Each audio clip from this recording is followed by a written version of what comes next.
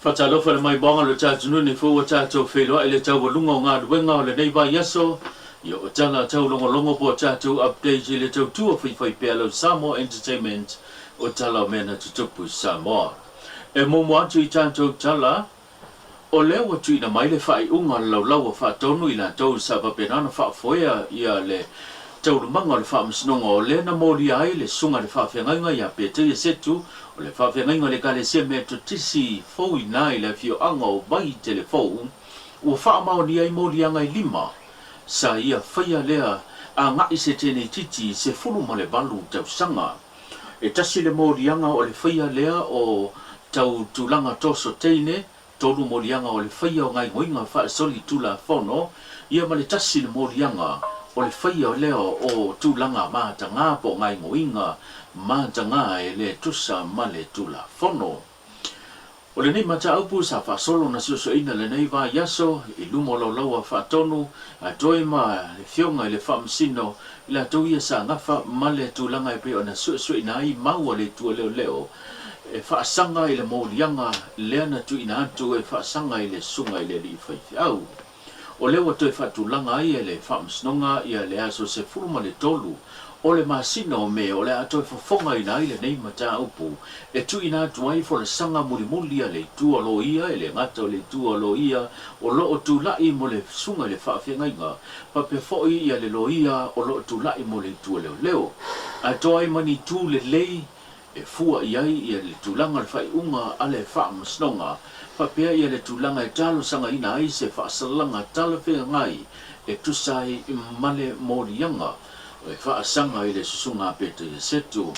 I le whamsinonga lava ia pea whai e whaamao nia morianga le whai a hinga whaamalosi ma tulanga ngai ngoinga mātanga e so tai tulanga tau toso teina ma whiu so inga le tusa ma le tula whano e solo a toa lona taugi I le nofosala I le whale pui pui. Inisio tātou tala o le ua whailoa e le sui pālemia le fionga mulipola ana rosa ale mori o I o po I ale minista o tupe nisio po kalame o le aso whamana tuina o le tuto tasi ono se furuma le whātou sanga o le halo whaipa tu iai lo tātou malo o se whapoponga le neo nei tala. Ia ua tātou whaitau whaiaso mamasina tātou to aitau nuu I le aso mua iuni le whaamana tuina o le ono sifu whātau sanga. Tālu on tūtu o tāsi tātou watu nuu pol tātou mālo Samoa. Manatu fo I le I whaingo fia sa ilinga mālo. Tātou tua a ia o whapena ona o lo o tātia mai tia sa lātou sa ili le toto. Ia atu no le wa tātou ai whalseu. Ia ai se e maa o mali ia ona o le lātou fo ia sa ilinga mālo. Ele o mawhai la ona pū mo o ai mātuu I lalo le whātāu al tātou tuto atasi. A tono le tuto atasi mua nei al tātou whai ngā mālo fōu. Ia mamaita wina pea. Ia e pei wale ave ia il whātāua. Ma le wha mua. Ia o le foi lau whātāti ai tātou pōkalame whai unga ka peneta nei vai yasu. Ia ua a mata lava tātou pōkalame I le aso luas fuluiva o me. Ia po le asfaraile. O lo o iai le fuafuanga le asfaraile le aso lusu iva o me. O le a whai le savali mo au ta alo umalava. Ia I lumo al maota al malo. O na sola ia I le asto nai. Ia I le aso tolus fulo o me. O le a tatala aloa ia ai foi. Ia e maisi ai foi o painga ta alolo. Ia tātou tono ele o toe tau whaailoa foi I al tātou ngā luenga le ofisa le fono. Ia ai maise ai foi al tātou ofisa e tua I ai le maota al palemene. Ia o vaenga umai ia o lo I ai le fufuanga. O le a whaatino ai a tātou ta alolo. Ia I le aso to ona, le aso tolus fulo me. Ia mo le tatala aloa ia fo. Tā pena atu. I le aso ngafua po le aso mua iuni e tatala aloa ia ai ia le maota fono. So o male asa i le aso tolu su tasi o me, ia o tātou sauninga o le loto whaafitai, ia I le ho le tupulanga le whakasa.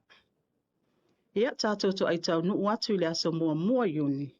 ia o le amata aloa ia ai ia le whainga roto fo ia mai se fo le tala aloa ia o le tātou tuto atas ia paenga masani o whawhiwhianga ia o sisina o le tanga vai ia o tunga fautas ia ma le konse tele ia e whaatino ina i luma o le whale o le malo ia atou no vaenga ia matapenanga ia le tātou whainga malo ia o lea ua maea ona paamani aloa ia le tātou fono le tātou kapeneta ma o nei whaamoemoenga uma e le ngata e whaamanatu ai le tātou tutotas ai whaamalusia ai le tātou loto ngata stas o le tātou whaasino manga ai mai se fole anga nu wha Samoa.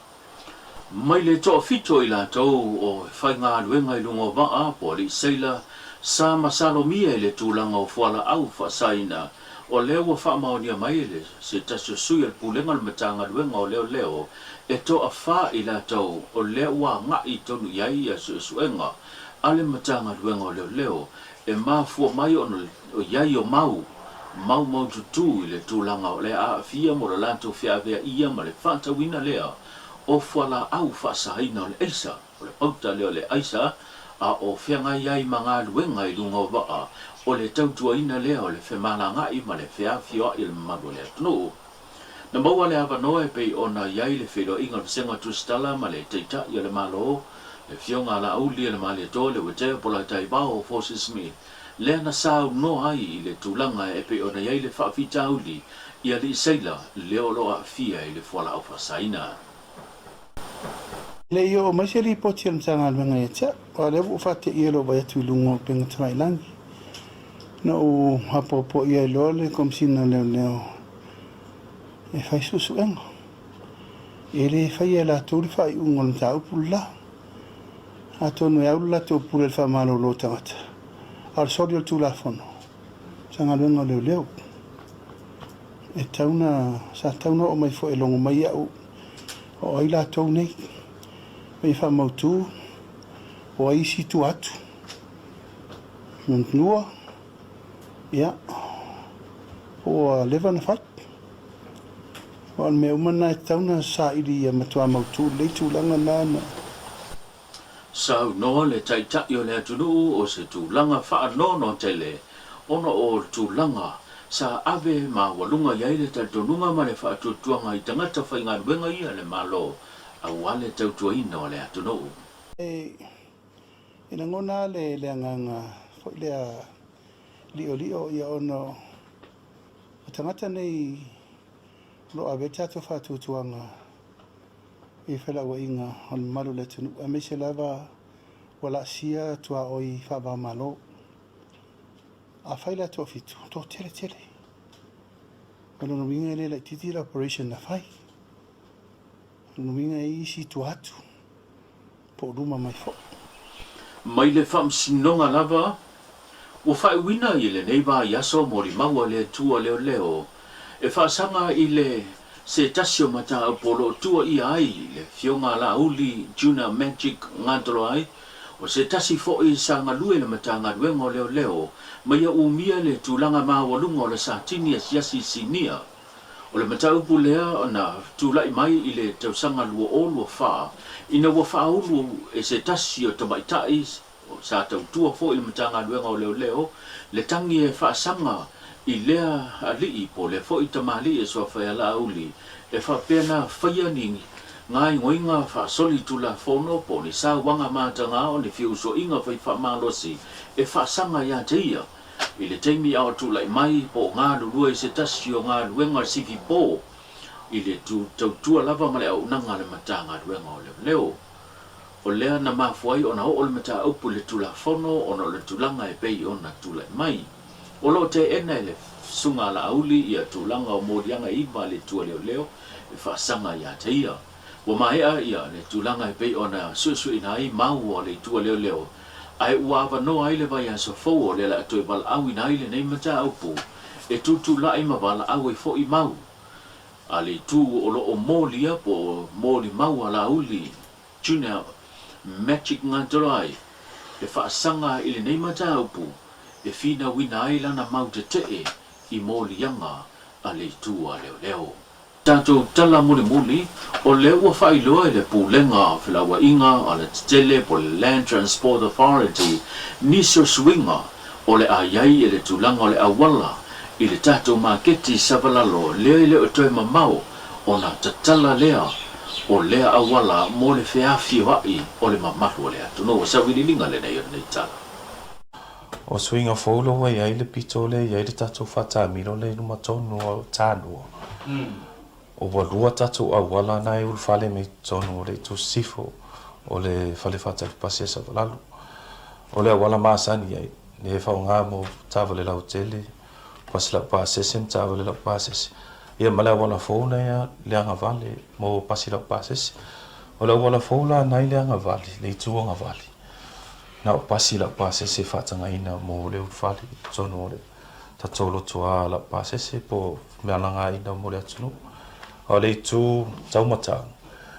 So sta vale lava pe o tāwale la pāsese, tāwale lau tele, ia ma pasi fo. Ia ngā ia lai tonu o le tātou whare whaatari pasi. Ia, mo le amatanga o uruwhalenga o tātou pasi, mai a re tū are tasi o sifu. A whapea ngā i mai tonu o tātou awala whatamino ai tonu tātou marketi. E mwhaina o mai uruwhale, mo pasi o waa loa i aire tātou pākanga o loa whalelea mo nā re tū māsani. O uruwhale o mai foi pasi o mai nai whale la tai vai tele, whale atiu vai moso. Ai anga i tono tātou o le mere tu oi tātou pāsesi. Ia, whatulanga mua e o mai, mo pasi o waa, mo po pasi o mai inu mamau. E paka i nāre i tūle, mua tau e tonu, pea urwhale i tonu tātou pasi la pāsesi. A mo pasi lau tele ia la tāne tau lang. Ia tātou whare pasi māsani ana e watu paka ai. Na mua mai e ona fasi male leile vai. A fai o mana tu le pase se na tato fare fatta pasi. Ia, ma tato mai lola ia ur fafo mai le na tato tama I le mea foula le wai ai. O fio ngalo wai for tato a wala fatta miro tonu la for tato fare fatta pasi. I le tu sa e o tonu or tato loto a le tas. Pito tonu ale fatta sono.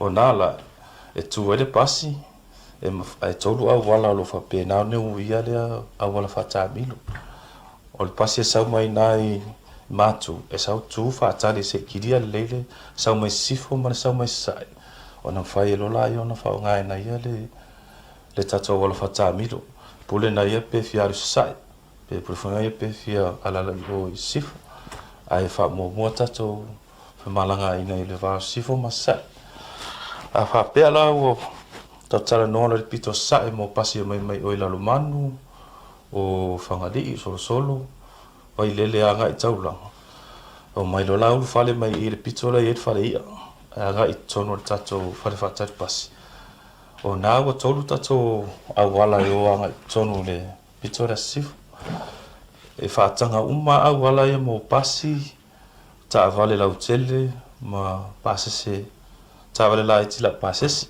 so sta vale na ul fale mai tono le apito a fiaro le pasi tono tato pitole tu oi patato passes ia me faina a feito tono to sau fa for tato fata bilore tasire per to fiaro sa e fai fola in fa la tato ta vale la utele la wala le tas la wala ia tu o luna foi o tato pakanga dia o ia paka whapitoa mo tāwale la pase se laiti o mga maka I pule whapitoa mo pase tāwale la pase se laiti whawhaingo fia ina na mawani la tō a wala I taiti tato marketi fōle tai O tawarunga tātou tala e peo na tātou mafutele nei vai aso antoa leo wa tātou tō vai mai whai onga le nei vai aso le alo whai bātou le tunu o ta penanga mo saulu ringo le sampati maria tele fa uma le nei vai aso tato filo il verso fo soifua